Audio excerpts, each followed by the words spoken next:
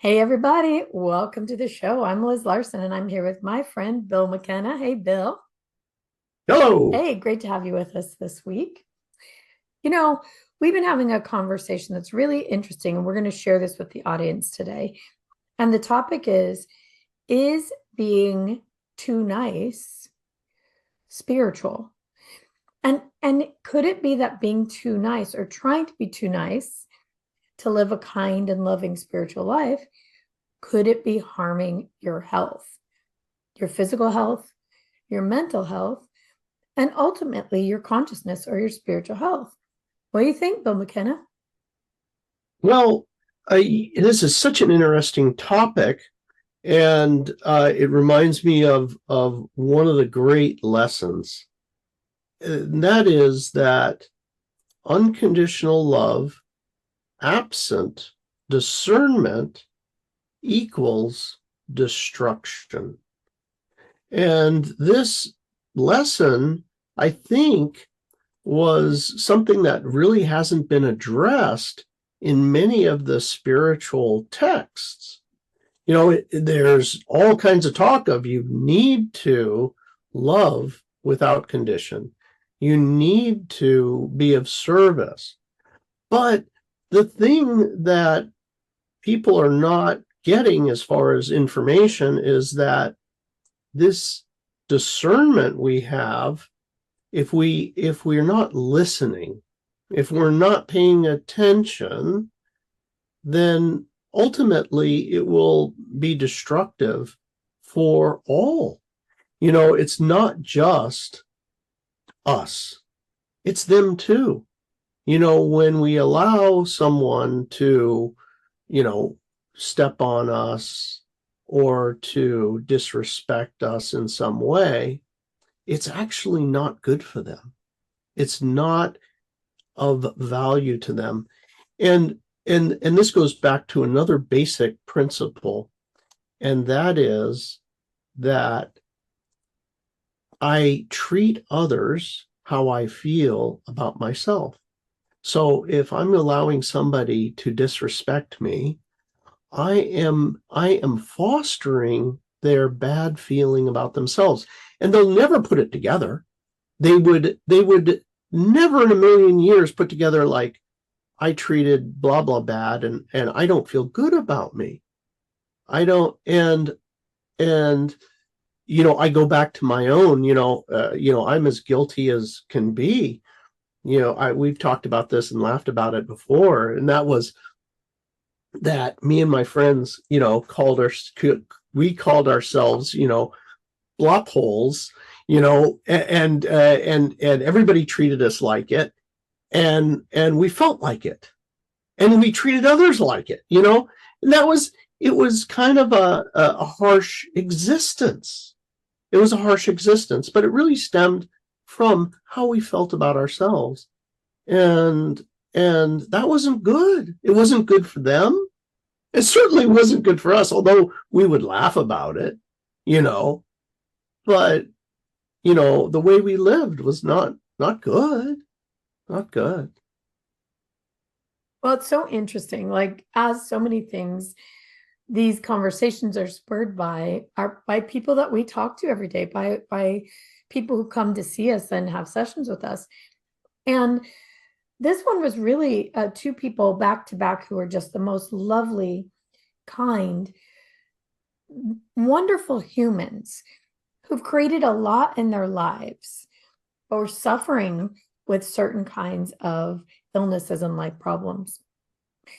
And they had particular people in their lives that were troublesome. And as we would work, there was this, I could see this suppression of the energy of things like anger, even hatred, even blame. There was this covering over with kindness and love, really suppression of fear, of regret, of desperation. So when I would try to excavate with them, bring that out now. Let's hear that stuff.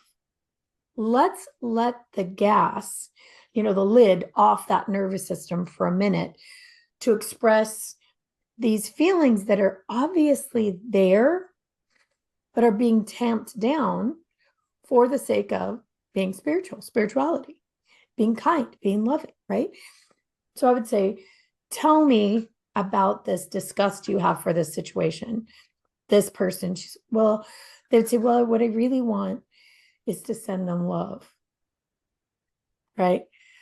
Okay, on the surface, true, but what was really going on in a nervous system in fight or flight was fear, desperation, pain, covered over with a layer of frosting of spirituality.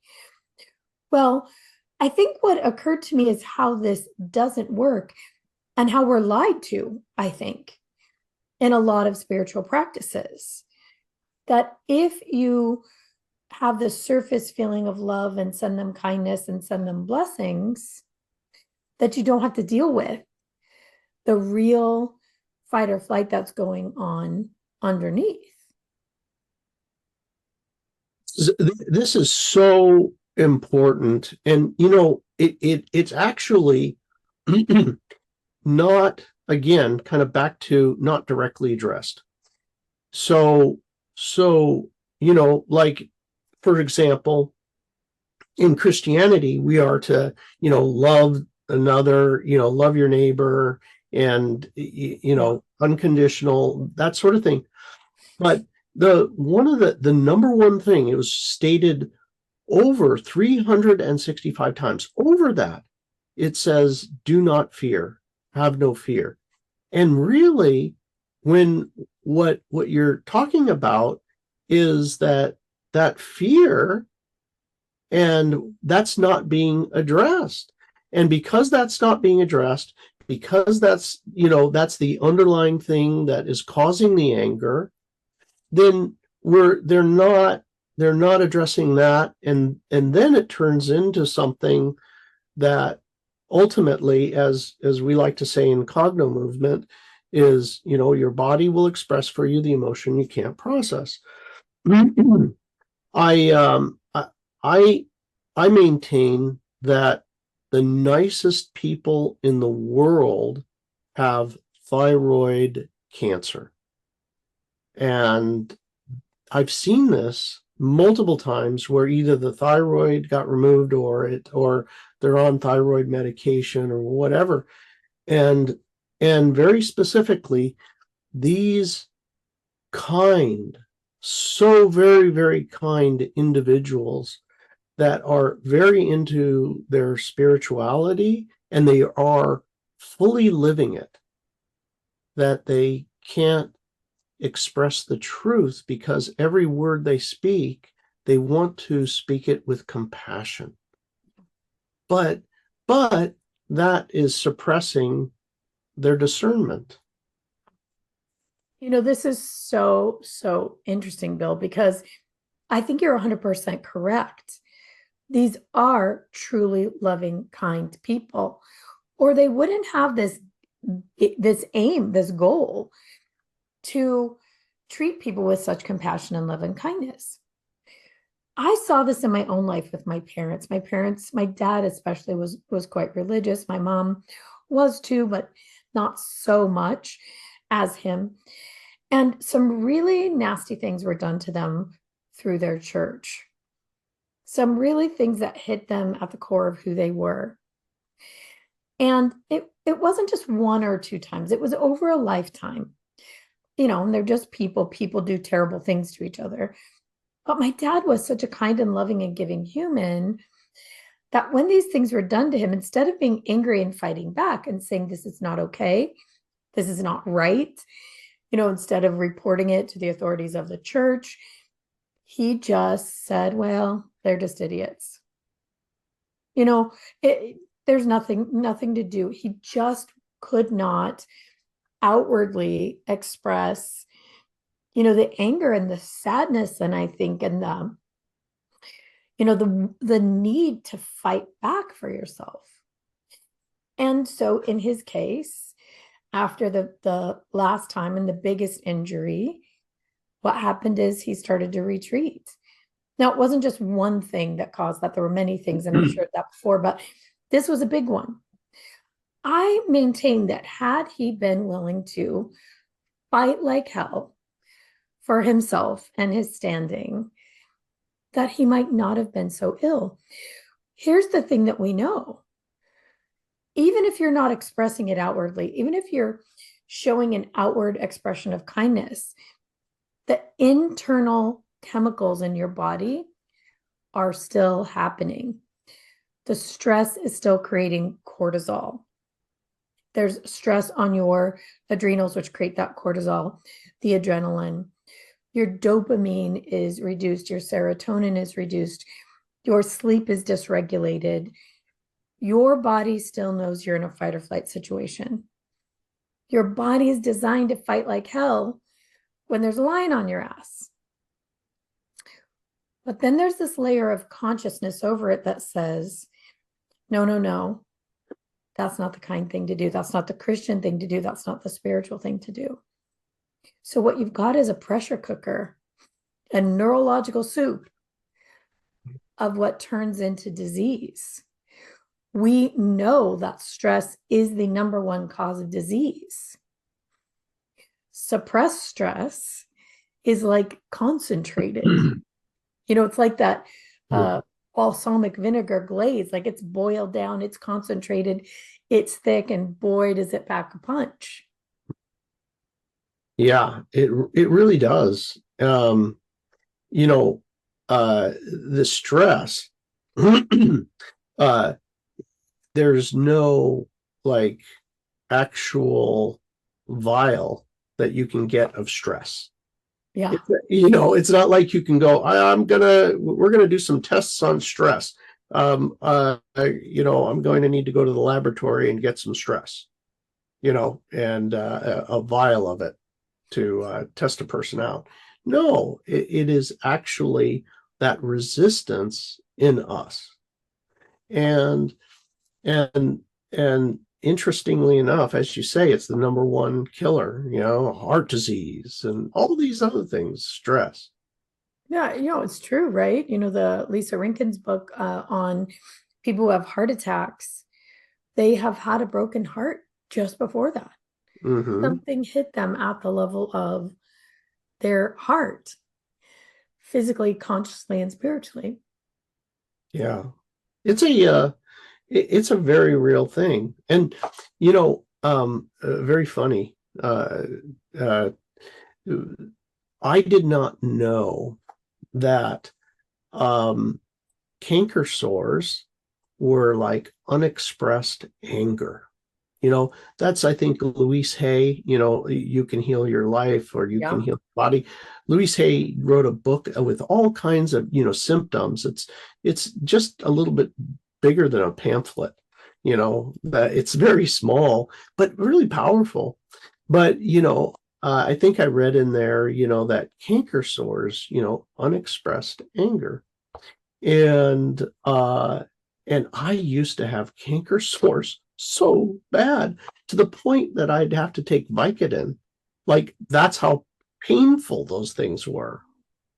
But those, that once I understood that, and there were some other great people who helped me, like, hey, Bill, just go in the bathroom and speak your anger, speak your truth, close the door, and start expressing yourself. All the canker sores went away. Yeah. And I haven't had canker sores for freaking years. People think about that it is the buildup of the chemicals, the hormonal chemicals, the signaling that your body does that tells you we need to get into action. We need to have a fist fight here. Yeah. But you override that, suppress because it's not nice or it's not, societally appropriate. And it's going to come out somewhere, right? And the body is so interestingly literal sometimes, right in the mouth, right where you would be expressing this thing. There it is. Let's take our first break.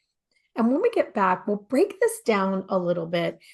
We'll dig into the resonance, the vibration, and the meaning of some of these emotions, and what the difference is really between that resonance and love or above and those emotions that drop down below courage, the ones that we don't want to show, that don't feel so spiritual. Okay, everybody, and we are back, and we're talking about, is suppressing your true emotion, your true feelings, really spiritual? Is it good for you? Is it good for your health? And the answer, really surprisingly, is no. Now, that doesn't mean that acting nice, having the goal of nice, outwardly projecting a kind visage is not appropriate. What we're saying is that if it's not actually true, if there are real emotions under that, they are what is driving your bus, driving the train. They are the true vibration. And the suppressed vibration and hormones and chemicals are going to come out at some point, right? And it may mean that at some point you flip out, you lose it on somebody. All of your calm, all of your cool is gone. You say things you don't mean. You blow up a relationship. That can happen, right? As Bill was talking about, it could be, you get canker sores or rheumatoid arthritis or pancreatic cancer. I know someone right now who has pancreatic cancer, and it does not look like they will survive. And he's somebody in our family, and he told another family member, I wish I had done what you did. I wish I had gone out and made new friends. I wish I had done the things I was interested in. I wish I would have experienced the sweetness of life. Mm, mm, Sweetness of life. wow. Wow. Yeah. Can you So it's, believe that? Wow. yeah, so What interesting. a gift. That's a gift that he's giving humanity right now by expressing that. I hope, I'm listening to what you're saying and I'm going to try and, take it to heart. That's really a good lesson from somebody who's at the end of their life, you know. Well, he said he's a really good human, kind, nice, good.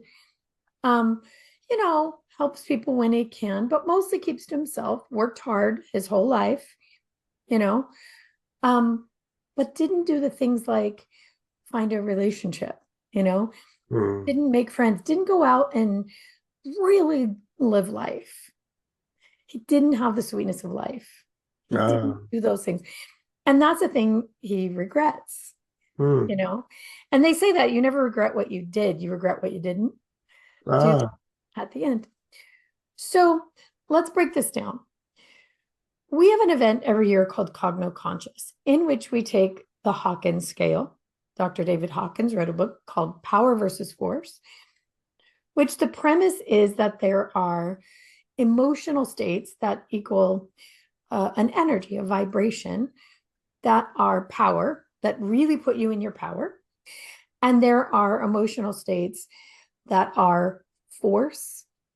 And force is never really a positive thing, except for a very short period. Force has no lasting power. It has force, meaning it can have explosive energy or only get to a certain extent, and we need all of those momentarily, but they don't give us true power. So at this event, we address all of these energies from shame all the way up to enlightenment. So the one that most people are aiming for is love. It has a resonance of about 500, which is a scale, it's a high level energy, in which your general emotion is reverence. You're in revelation, life reveals itself to you, and everything's okay, benign. Like you see everything as relatively good. So this is that spiritual place, Bill, right? That people are aiming for. mm-hmm. And yet, most people live somewhere down in these lower levels of shame, guilt, apathy, grief, fear, desire, anger, pride, and even courage. Okay. And again, these things are part of our natural life. They're needed momentarily, like, when a little kid steals from someone, you want them to understand there's shame in that momentarily. They learn from it and they move on, correct? Needed. Guilt, same thing. You do something really bad. You need to feel guilty for that for a moment. You learn from it and you move on.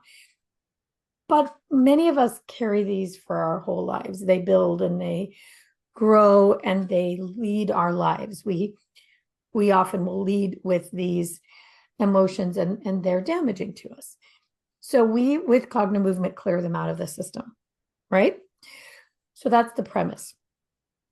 So let's dig into these, Bill, about why a person might put on the face and the actions of that lover above, but still underneath have something like fear or grief or apathy or guilt or shame or anger that is unexpressed.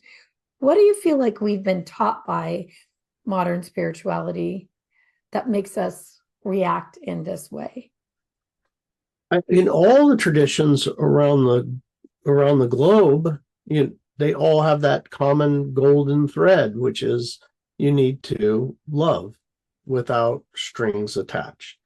And with this, you try to what also called a spiritual bypass. And you're okay. I feel anger, but I'm going to bypass it and express whatever love or whatever to this person. But um, the whole thing there is that it's a want of life being different, life being better, or possibly the want of getting into quote unquote heaven. That if I can get through these tests on planet Earth, and I go to heaven, and I don't have to come back here. For people that don't believe in reincarnation, that's the goal of for some of the religions. Other religions believe in if I can express love and I can be this, then the next time I come back, I'm not gonna come back as a whatever negative thing to experience. So it is for many different reasons. People will suppress or do this spiritual bypass. Many people, especially the ones that you find in leadership positions, gurus, people high in a church, or priests, whatever, they value so highly these love, unconditional love, compassion, and so on and so forth, that what they do is and these states are so euphoric when they enter them, when they're in these unconditional love states, that what you were talking about earlier, they stole something when they were young, or they whatever that guilt, maybe guilt or lust, or maybe they were a bully and wanted power, or whatever it was that never got healed. What happens is that it becomes the very thing that takes them down. They'll find their following, and then they'll be, maybe if it was lust, then they're getting after the congregation, or maybe it's money, then they'll end up with 99 Rolls Royces, or taking people's money or whatever. Go ahead. Yeah, I think the point is, though, Bill, exactly what you're saying is that it will express somewhere, just like the canker sores.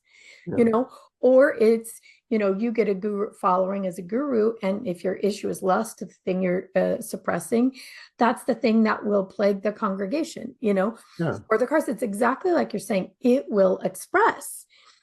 And that is what I love about our work so much, is that it's a way that expresses and fully processes the emotion. In those sessions I was talking about, what we eventually did was fully express those emotions, ride the whole wave of the emotion, the anger, the spite, the wanting to kick the crap out of somebody, they there's such value in these. And that's what I said earlier. All of these emotions, these ones that we would call negative, or at the lower level of the Hawkins scale, they are needed momentarily. They're needed. They rise to protect you. They rise to teach you. They rise to, guide you a little bit, another direction. They do the work they need to do, and then they fade away. The emotion, the chemicals, the hormones, the driver. Our problem is, and what we're talking about today, is those that don't ever get processed out. Yeah. The wave keeps coming again and again, and it gets bigger and it gets bigger and it gets stronger, and we got to push it down. Keep pushing it down, and then it explodes somewhere. It erupts somewhere in your life. I think one of the things I want to remind everybody in spirituality is we have a lot of people who are Christian on the planet and know the stories of Jesus. And I love there's a joke about this. What would Jesus do? Well, Jesus flipped over tables. He threw a massive tantrum in the temple. He didn't like what they were doing, and he went in there and knocked heads. So some people say that's how they're like Jesus, they knock heads. But even in those stories, this level of force was needed momentarily to create change. And that's the point of them. And I think that's the point of what we do, is allow the system to fully express in a very, very resourceful way these lower but very, very needed and necessary emotions. Yeah. The way the one of the things I love about our work is that you end up having permission to play all the notes on the piano, but you're not stuck. It's not stuck. It may come up, it may arise, and it's expressed with discernment. You're discerning that in this situation right now, this person, is threatening a loved one with a weapon. Okay, it's time for action, Yeah. on this, and whatever that appropriate action is. So the thing is that the true discernment is to understand what's appropriate and what's not. And when we have these involuntary reactions, there's, instead of suppressing, it literally is not there, because the discernment is so keen. I no longer am seeing something as a threat that really is not.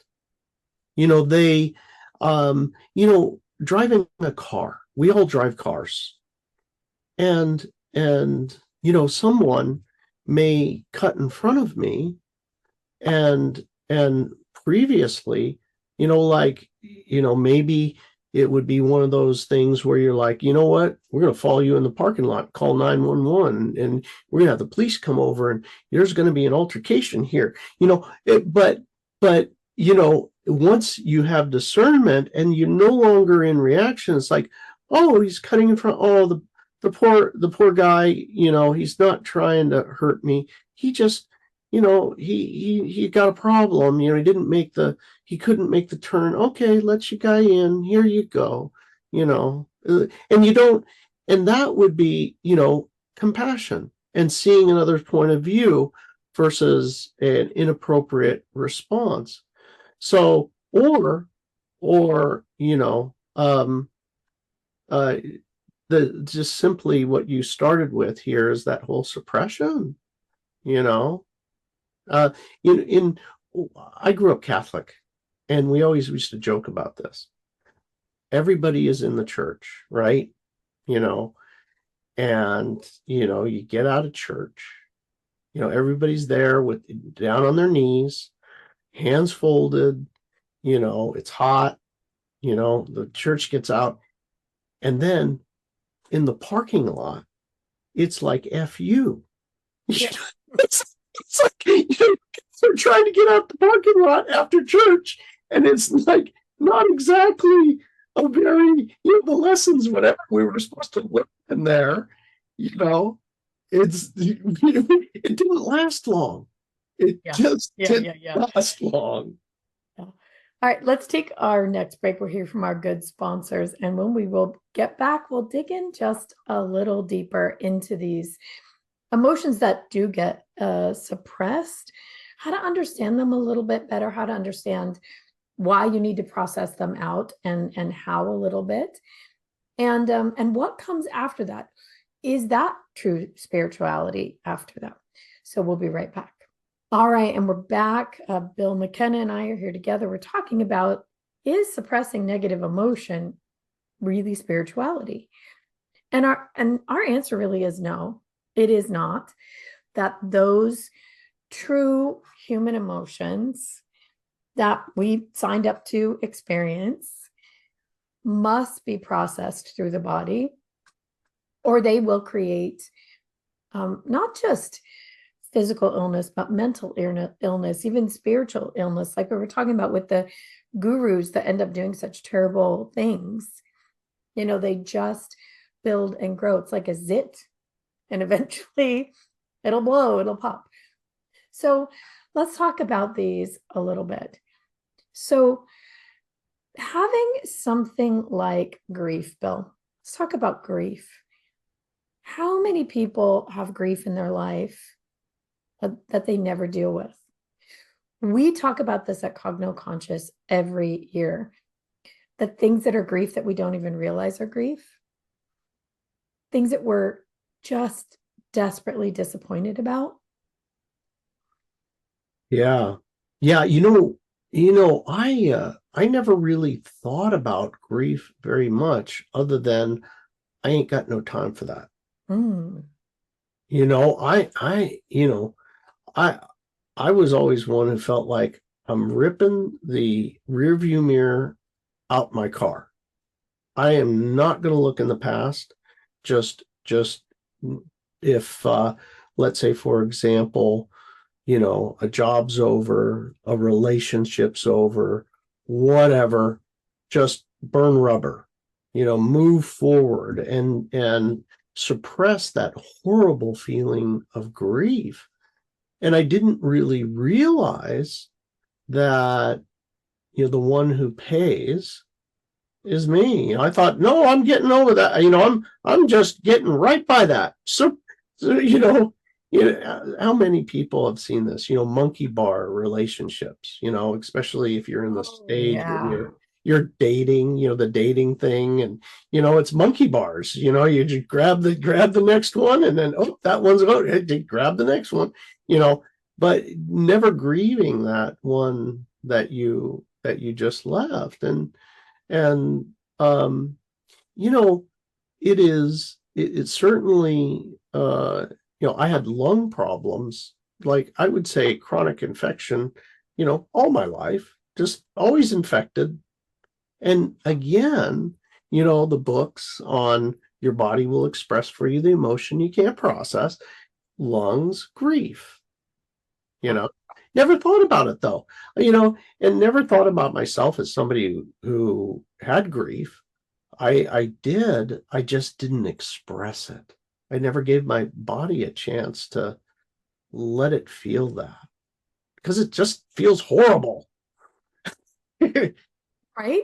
But grief is one. The reason I brought up grief is it's an obvious one because they talk about the stages of grief, these stages that are so predictable, Yeah. the wave that the physical body and mind go through to process that out. It's these neurochemicals, hormones, that lead to emotions and then lead to a thought process. And then, the overall body is in so much pain in grief, right? That you can mark the stages of it, right? The interesting thing about grief, too, is there's so many things we grieve that we don't think about. We think that we grieve just a loss of a loved one, right? But people grieve the loss of a job, or when you're a little kid, the loss of a best friend. Your best friend moves away. That creates a scar that Yeah. sometimes a kid never gets over because the parents are like, get over it, kid, find another friend, right? Yeah. Sometimes it's things like maybe not being liked by a teacher. I mean, that can create grief. Yeah. We think about things like the loss of youth, the loss of an age of life. It's so funny. I hear these kids that are in their early 20s and they're desperate not to hit 30 because 30 is so old. When you get past that, they're like, hey, kid, that's really, really young, right? But they'll grieve their 20s, right? Sure. Yeah. So grief is this one that's very, very prevalent. And when you get on the spiritual path, we're told drop all those negative emotions. They're negative, right? And pop up, and exactly like you said, Bill, spiritual bypass, meditate your way out of it, or, you know, dance your way out of it, or something where you are not feeling that way anymore on the surface. And here's the thing that we have learned over all the years of doing Cognomovement.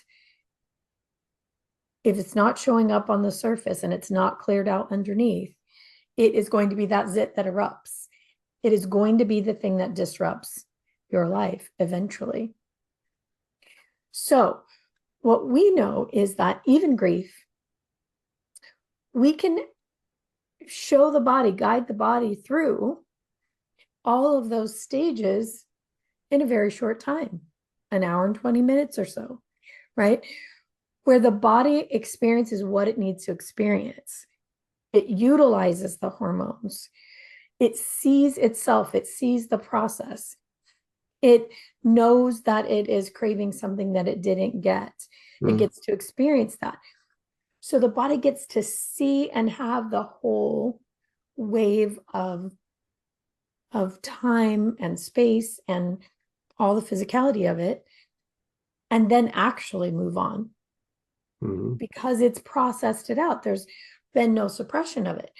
But for most of us, we have 1,000 little griefs that Mm. never really get processed out. And then we can't understand why it's so hard to stay truly at that love or above, why it's so hard to experience joy in cogno conscious. It's funny because it's the third to the last process, but we notice that people have trouble with it, experiencing joy. Mm. Most of us have had only truly joyful moments at glimpses of it. Most people have never, if you ask them, tell me your most joyful moment, they can't, not even when they're kids, Yeah. right? And the reason is that we've been suppressing all these other things all of our lives, that touching that joyful state just seems nearly impossible. Now, we're really, by the time we hit joy, we're close to the end of this event. We've cleared out all the basement and everything else. The body has had the opportunity to experience all these emotions. And whatever is left is usually small now by that point, but it gets to be fully recognized, even at the level of joy. There's no spiritual bypass.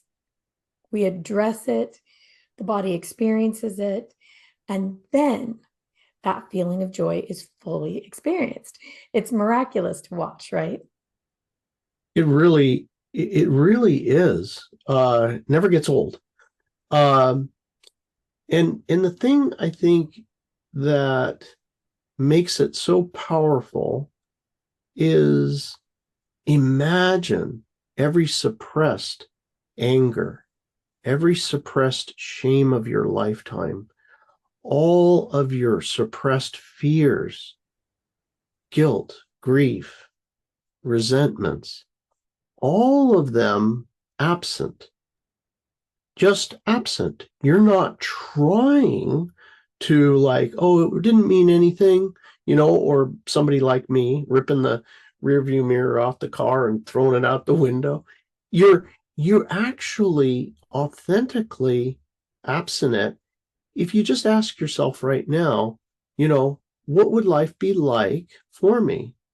It's like, well, joy would emerge without trying. And that's what it is. It's like, it's not a trying. One of the things we talk about in Cognoscious is the poem from Rumi, the poet, seek not to love, but to remove the blocks to it. And the genius, thousands of years ago, this guy, like, oh, he figured it out, is that's it. If you all your blocks were gone, love, joy will emerge authentically. And when it's authentic, you are congruent as a being. So when you do offer that kindness, that love, there's relationships become unconflicted. This weirdness is gone. That's about the best way I can say it. The weirdness kind of starts leaving. And with that, the most amazing things start happening.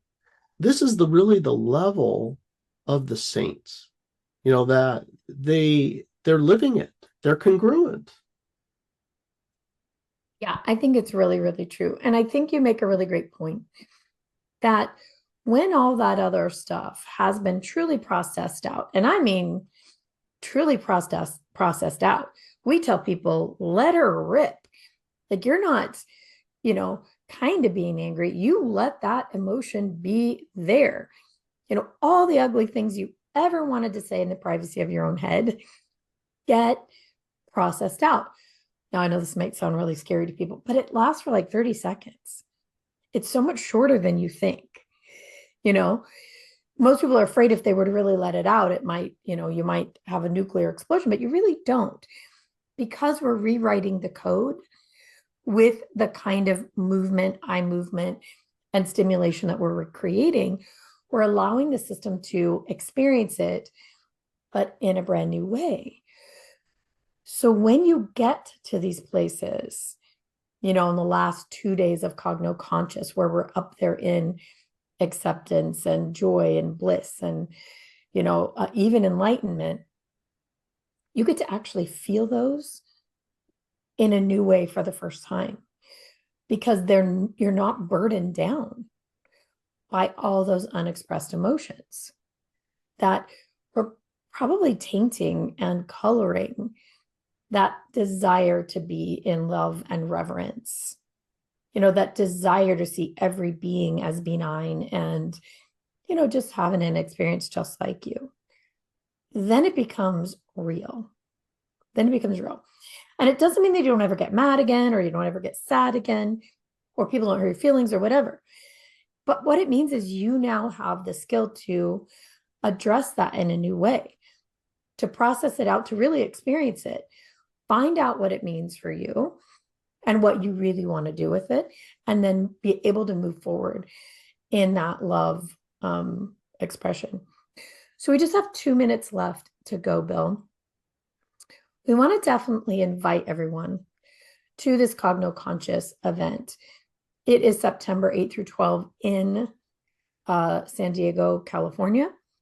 You go to cognomovement.com /Cognoscious or just cognomovement.com and events. And find out more about this event. If you've heard us talking about this and you're like, oh, that is me, this event is for you, right? Yes. This event, well, it's the hardest, best thing you'll ever do in your life. We're not going to sugarcoat it here. You want to be ready, that I'm going to go through a very tough week. But on the opposite side of it is transformation to a place that you probably have a hard time even imagining. But the closest thing to it is, hey, what would it be like? What would it be like if I didn't feel that me feeling anymore? That not so good me feeling. It just is like, not here now. Yeah. One of our practitioners was talking to some of the other new practitioners who haven't been to the event and encouraging them to come. And they said, well, what's it like? She said, the best thing I can tell you is you emerge as a different person. You're different fundamentally. And that's true because there's a fundamental rewiring of the way your body acts and reacts around emotion, around life in general. So I would agree with that. You emerge a new, much improved human.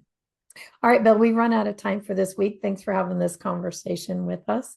That was a great conversation. Yeah, it was good. All right. And to everybody in UK Health Radio land, until next week, be safe and be well.